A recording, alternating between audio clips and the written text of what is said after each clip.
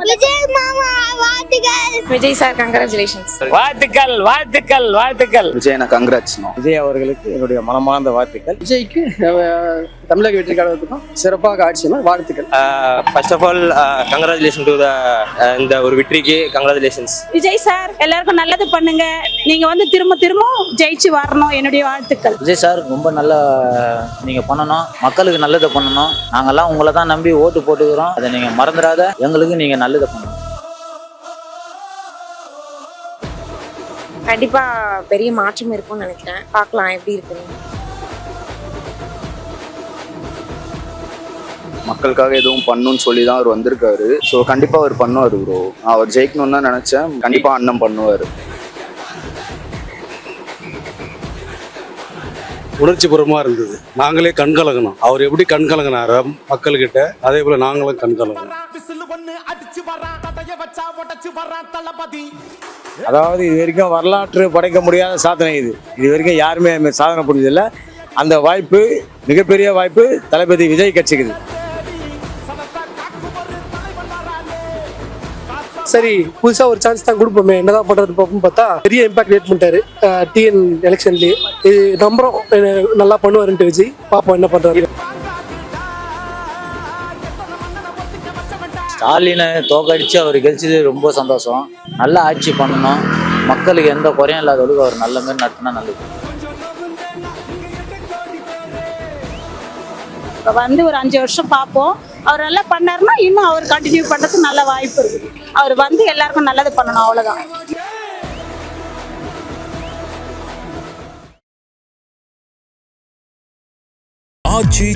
எந்த சமையலும் ருசி தேடும் ரகசியம் 20 ரூபாய். இன்னைக்கு ரொம்பவே ஒரு சந்தோஷமான நாள். காரணம் என்ன அப்படின்னா, நேத்து 4ஆம் தேதி, அதாவது தமிழகனுடைய சட்டமன்ற தேர்தலுடைய ரிசல்ட் வந்திருக்கு. தமிழக வெற்றி கழக தலைவர் விஜய் அவர்கள் பெரும்பான்மையான தொகுதியில வெற்றி பெற்றிருக்காரு. எங்களுடைய சேனல் சார்பாகவும் மக்கள் சார்பாகவும் வாழ்த்துக்கள். இன்னைக்கு அவருடைய வெற்றியை மக்கள் எப்படி கொண்டாடுறாங்க, அண்ட் அதே மாதிரி ஒரு 10 தொகுதி அவருக்கு வந்து கூட்டணி வந்தால் மட்டும்தான் அவர் வந்து சிஎம் ஆவாரு அப்படிங்கிற ஒரு பேச்சும் போயிட்டு இருக்கு. அதை பத்தி மக்கள் என்ன நினைக்கிறாங்க அப்படிங்கறத அவங்க கிட்ட கேட்டு தெரிஞ்சுக்கலாம். இது கிங் டிவி, நான் உங்கள் ஜெகவின். வணக்கம். இன்னைக்கு வந்து நேத்து வந்து ரிசல்ட் நடந்திருக்கு இல்லையா? இதுல வந்து டிவிக்கு விஜய் ஜெயிச்சிருக்காரு. நீங்க எவ்வளவு வந்து ஆசைப்பட்டீங்க அவர் ஜெயிக்கணும்? ஒரு டிஃபரன்ஸ் இருக்கும்னு நினைச்சோம். கண்டிப்பா பெரிய மாற்றம் இருக்கும்னு நினைக்கிறேன். பார்க்கலாம் எப்படி இருக்குன்னு. அதை பற்றி என்ன நினைக்கிறேன்னா, சாதாரண மக்களுக்கு வந்து அவங்கள உயர்த்துறதுக்கு உண்டான வழி கண்டிப்பாக இவர் செய்வாருன்னு நினைக்கிறேன். அடுத்தபடி என்னென்னா, நாங்கள் சொல்கிறது தனியாக தான் சொல்லிக்க முடியும். எங்களுடைய மாற்றுத்திறனாளிகளுக்கான உயர்வை ஏற்றணும். அதை தான் நாங்கள் வந்து எதிர்பார்க்குறோம். அது யார் வந்தாலும் சரி, மாற்றுத்திறனாளிங்க உயர்வை தான் நாங்கள் எதிர்பார்க்கணும். ஏன்னா எங்களுக்கு 1500 கொடுக்குறாங்க, இது போதும் அப்படின்ற நிலைமை இல்லை. வெளி மாநிலம் இதே தான் எல்லாம் சொல்லி மாற்றுது. அதே தான் நானும் சொல்ல போகிறேன். வெளி மாநிலம் 5000 கூட 6000 கொடுக்குறாங்க அப்படின்றாங்க. இப்போ வந்து முதல்வராக வர்றதுக்கு வந்திருக்கனால இவர் எங்களுக்காக ஆதரவு தெரிவித்தா நல்லாயிருக்கும். ஏன்னா இது வரைக்கும் மாற்றுத்திறனாளி பற்றி அவர் சொல்லலை. சொன்னாரா இன்னும் நான் இது வரைக்கும் நான் பார்க்கல. கண்டிப்பாக விஜய் தான் ஜெயிக்கணும் தான் ப்ரோ எதிர்பார்த்தேன். ஸோ முன்னாடியே தெரியும் அவர் அவ்வளோ கான்ஃபிடென்ட்டாக இருக்கப்போ எனக்கு தெரியும். அவர் மக்களுக்காக எதுவும் பண்ணணும்னு சொல்லி தான் அவர் வந்திருக்காரு. ஸோ கண்டிப்பாக அவர் பண்ணுவார் ப்ரோ. அவர் ஜெயிக்கணும்னு தான் நினச்சேன். கண்டிப்பாக அண்ணன் பண்ணுவார். மக்களுடைய நலனுக்காக அவர் வந்திருக்கிறதுனால எல்லாரும் மக்கள் ஓட்டு போட்டிருக்காங்க.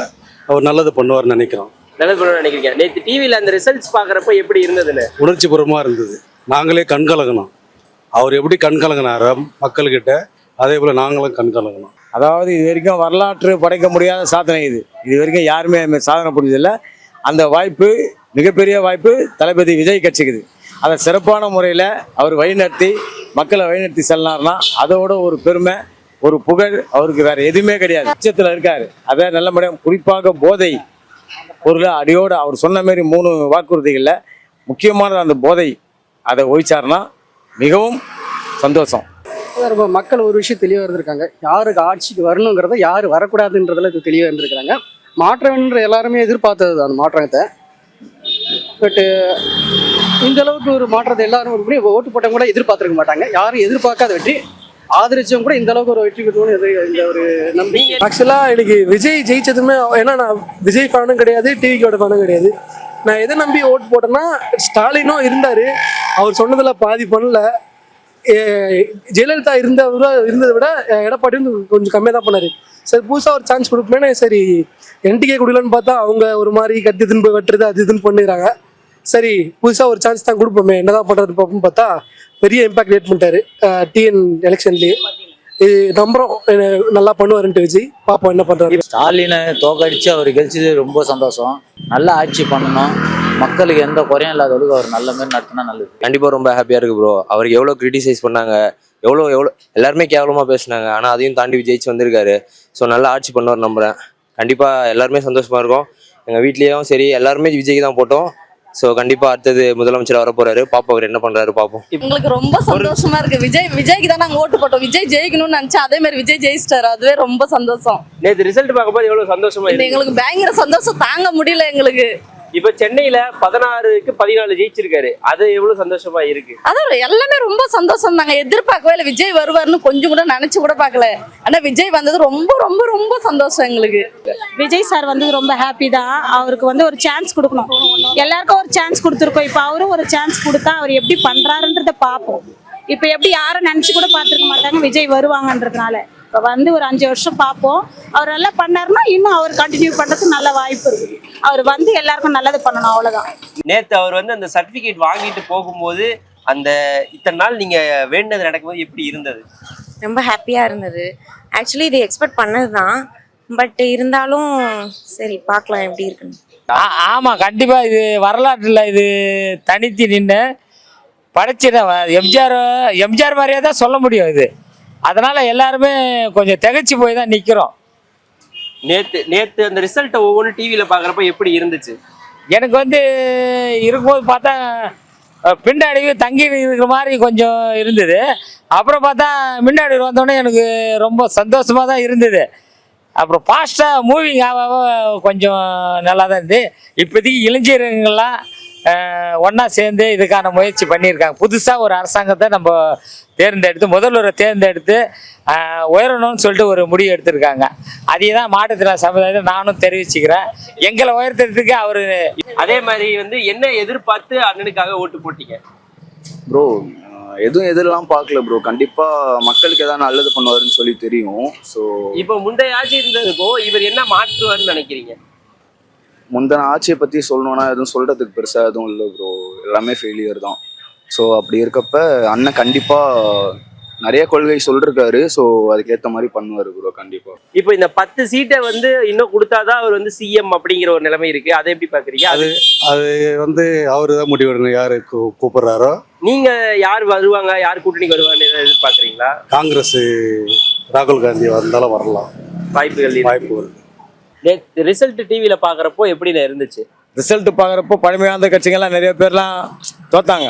கொஞ்சம் மன வருத்தமாக இருந்தாலும் ஒரு ஆட்சி மாற்றங்கள் தேவைப்படுறது மக்கள் விரும்புகிறாங்க. அதை நம்ம ஏற்றுதான். மக்கள் தீர்ப்பு மகேசன் தீர்ப்புன்றாங்க. அதை நம்ம ஏற்றுதானே ஆகணும். ஆமாம், யாராக இருந்தாலும் அதை நாங்கள் ஏற்றுக்கிறோம். இப்போ எதிர்பார்க்குறீங்க விஜய் அவர்கள்ட்ட?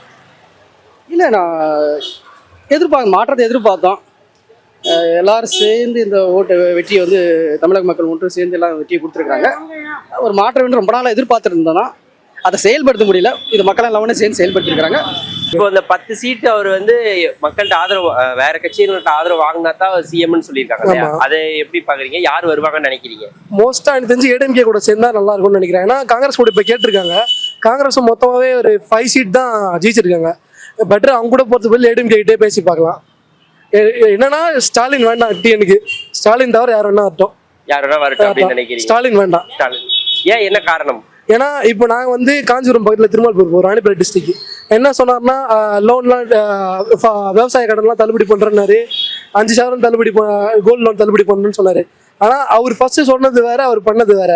சென்னையிலே கூட பாருங்களேன், 4,000 கோடி இந்த வெள்ள நீர் வடிகால்னு சொன்னார். ஆனால் இன்னமும் தண்ணி நின்றுதான் இருக்குது சென்னையில். அது இன்னும் ப்ராப்பராக எதுவும் பண்ண மாதிரி தெரில. பண்ணியிருக்காரு, ஆனால் அவர் சொன்ன அளவுக்கு எதுவுமே பண்ணல ஸ்டாலின். அதனால ஒரு சாட்டிஸ்ஃபேக்ஷன் இல்லை டிஎம்கேவோட இது மேலே. யாராக இருந்தாலும் கொஞ்சம் நம்ம நாட்டுக்கு நல்லதை பண்ணோன்று கூட அவருக்கு துணையாக இருந்தால் நல்ல விஷயம். சரிண்ணே, இப்போ எதை எதிர்பார்த்து விஜய்க்கு நீங்க உங்களுடைய ஓட்டை போட்டீங்க? எப்பவுமே அதிமுக டிஎம்கே இவங்க மட்டும்தான் ஆட்சியை பார்த்துக்கிறாங்க. இவருக்கு ஒரு வாய்ப்பு கொடுப்போமே, இவர் நல்லா பண்ணணும்ட்டு அப்படிங்கிறது. இப்போ நேற்று ரிசல்ட் பார்க்கும்போது டிவியில் எவ்வளோ கூஸ் பம்ப்ஸாக இருந்துச்சு? நல்லா இருந்தது, பார்க்கும்போது டிஎஸ்ஸாக இருந்தது. கண்டிப்பாக செம ஹாப்பியா இருந்தது. இப்போ ஒரு 10 சீட்டு ஜெயிச்சாதான் யாராவது கூட்டணி வச்சாதான் அவர் சிஎம் அப்படிங்கிற மாதிரி சொல்லியிருக்காங்க. அதை பத்தி எப்படி நினைக்கிறீங்க? யார் வருவான்னு நினைக்கிறீங்க? கண்டிப்பா அதை பத்தி டாக்ஸ் போயிட்டு இருக்கும்னு நினைக்கிறேன். அவங்க என்ன டிசிஷன் எடுக்கிறாங்களோ அதை பத்தி தான். அதை பார்த்து சந்தோஷமா இருக்கு. இப்போ ஒரு 10 தொகுதி வந்து வேற கூட்டணி வச்சாதான் சிஎம் ஆகும்னு சொல்லியிருக்காரு இல்லையா? சொல்லிருக்காங்க. அத யாரு வருவாங்கன்னு நினைக்கிறீங்க கூட்டணிக்கு? விஜய் தான் வருவாரு. கூட்டணி யார் வருவாங்க? கூட்டணி யார் வருவாங்களா? அது சொல்ல தெரியலண்ணா. ஆமா வரணும், வருவாங்க. அது இவ்வளோ தாண்டி வந்துட்டாரு, அது வரமாட்டாங்களா? அதுவும் வந்துடுவாங்க, பண்ணுவாரு, நல்லா பண்ணட்டும். ஓகே, ஒரு 40 சீட்டு கூட ஜெயிக்க மாட்டாரு, ஒரு 10 சீட்டு கூட ஜெயிக்க மாட்டாருன்னு சொன்னாங்க. இப்போ ஒரு 107 சீட் வரைக்கும் வந்திருக்காரு இல்லையா? அதை நீங்க எப்படி பாக்குறீங்க? அது உங்களுக்கு அந்த என்ன புரிதலா இருக்கு உங்களுக்கு? ஃபஸ்ட்டு வந்து விமென்ஸுக்கு வந்து சேஃப்டி இருக்கும்னு நினைக்கிறோம். கண்டிப்பாக இருக்கும்னு நினைக்கிறேன். ஏன்னா 5 இயர்ஸில் வந்து கொஞ்சம் வேற மாதிரி இருந்தது. இனிமேல் நல்லா இருக்கும்னு நினைக்கிறோம். பார்க்கலாம். விஜய் எனக்கு ஒரு விஷ் பண்ணிடுங்க. கங்க்ராச்சுலேஷன்ஸ். விஜய் என்ன சொல்லி சொன்னதானே அவருக்கு தெரியும். Vijay sir congratulations. இப்போ இந்த 10 சீட்டு கொடுத்தாதான் அவர் முதலமைச்சர், அந்த 10 சீட்டு விஷயம் அதை நீங்க எப்படி? ஆமா, அதை பத்தி தான் இப்போ கொஞ்ச நேரத்துக்கு முன்னே நான் பேசியிருந்தேன். அது யார் முடிவு எடுக்கணும் நான் சொல்ல முடியாது. ஏன்னா யார் அவங்க நான் அந்த இடத்துல இருந்தேன்னா நான் வரேன்னு சொல்லியிருப்பேன். அது யார் முடிவு எடுக்கிறாங்க அதை பத்தி பேச விரும்பல. சரி, அவருக்கு ஒரு வாழ்த்துக்கள் சொல்லிடுங்க விஜய் அவருக்கு. விஜய் தலைவர், முதல்வர், எங்களை மாதிரி ஆளு மாற்றுத்திறனாளிங்க உயர்த்துறதுக்காக நீங்க வழியை செய்யணும்னு சொல்லி நான் தாய்மொழியை வேண்டி கேட்டுக்கொள்கிறேன். மாற்றுத்திறனாளி சமுதாயத்தை அனைவரும் சேர்ந்து நான் கை கூப்பி வணங்குறேன். அதை தான் நான் கேட்டுக்கிறேன்.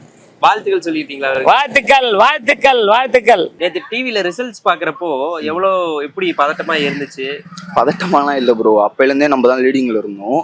ஸோ தெரியும் அவர் தான் ஜெயிக்க போறாருன்னு முன்னாடியே தெரியும் ப்ரோ.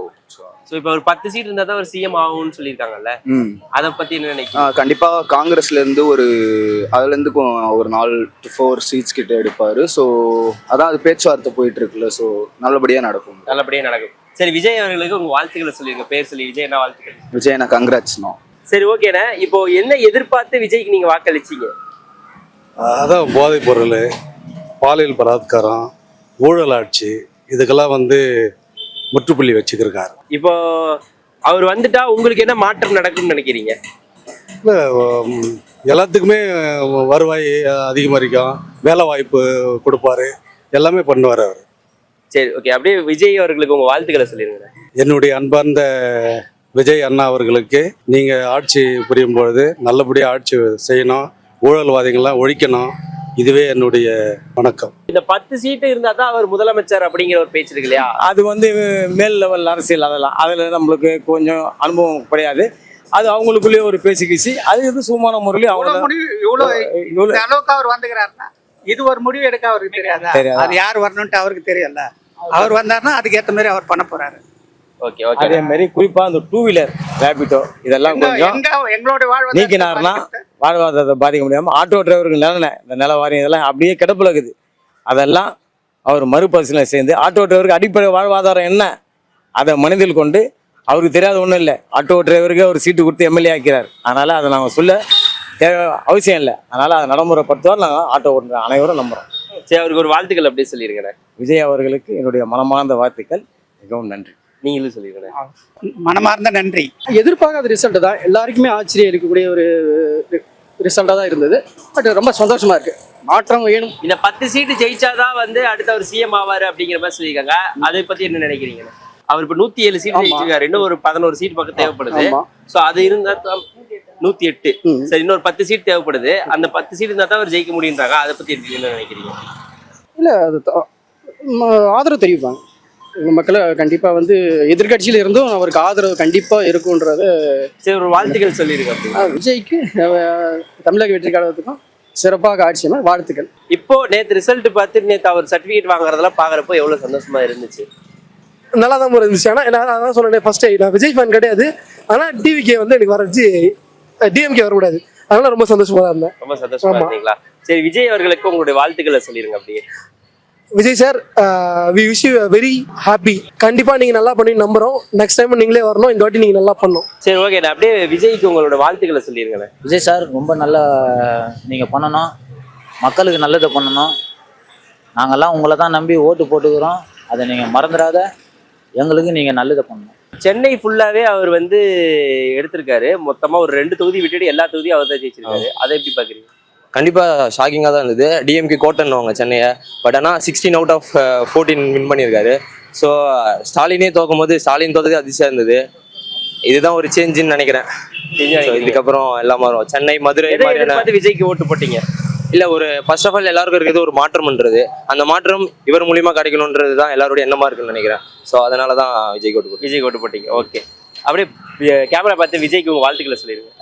தளபதி, உங்களுக்காக நாங்கள் இருக்கோம், எங்களுக்கு நீங்கள் நல்லது செய்வீங்க நம்புகிறோம். First of all congratulation to the இந்த ஒரு வெற்றிக்கு கங்க்ராச்சுலேஷன்ஸ். வாழ்த்துக்கள் மட்டும் சொல்லிடுங்க விஜய் அவர்களுக்கு. விஜய் அண்ணாக்கு ரொம்ப நன்றி. வாடா சொல்ற சகி, தளபதிக்கு ரொம்ப நன்றி சொல்லு. விஜய் அண்ணா வாழ்த்துக்கள் சொல்லிடுங்க. சரி, ஓகே, விஜய்க்கு வாழ்த்துக்கள் சொல்லிருங்க. சூப்பர் சார், விஜய் சார் எல்லாருக்கும் நல்லது பண்ணுங்க. நீங்க வந்து திரும்ப திரும்ப ஜெயிச்சு வரணும், என்னுடைய வாழ்த்துக்கள். அதே இப்ப சென்னை தொகுதியில வந்து 16க்கு 14 ஜெயிச்சிருக்காரு சென்னையில மட்டும். அது எவ்வளவு ஒரு பெரிய விஷயமா இருக்கு. பெரிய விஷயம் தான், யாருமே எதிர்பார்த்திருக்க மாட்டாங்க. ஆனா எதிர்பார்க்கறவங்க நிறைய பேர் இருந்தாங்க, அதனால தான் அவர் வர முடிஞ்சது. சான்ஸ் கொடுப்போம், இப்ப பண்ணிட்டோம், அதுக்கப்புறம் திரும்ப பண்ணுவோம். சென்னையை வந்து டிஎம்கே கோட்டையவே தகர்த்திருக்காரு. ஆமா, அது யாராலையும் நான் பார்த்திருக்கவே நினைச்சு கூட பார்த்திருக்க மாட்டாங்க. இப்ப தலைகீழ ஆயிடுச்சுல்ல, அந்த மாதிரி எல்லாமே ஒன்னொன்னு தான். அது வந்து எதுக்காகனா இவருக்கு ஒரு சான்ஸ் கொடுத்து பார்ப்போம், திரும்ப அவர் நல்லா பண்ணா இன்னும் ஒரு சான்ஸ், அந்த மாதிரி வர வேண்டியதா. எல்லாருக்கும் வாய்ப்பு கொடுத்தா தானே. சிஎம்ஏ ஒரு சொந்த தொகுதியில தோத்துருக்காரு. ஆமா ஆமா, அது யாரு அவங்களுடைய டேலண்ட், இதுல இருந்து அவங்களுடைய டேலண்ட் தெரியுது, அவ்வளவுதான். எந்த சமையலும் ருசி தேடும் ரகசியம் 20 ரூபாய்.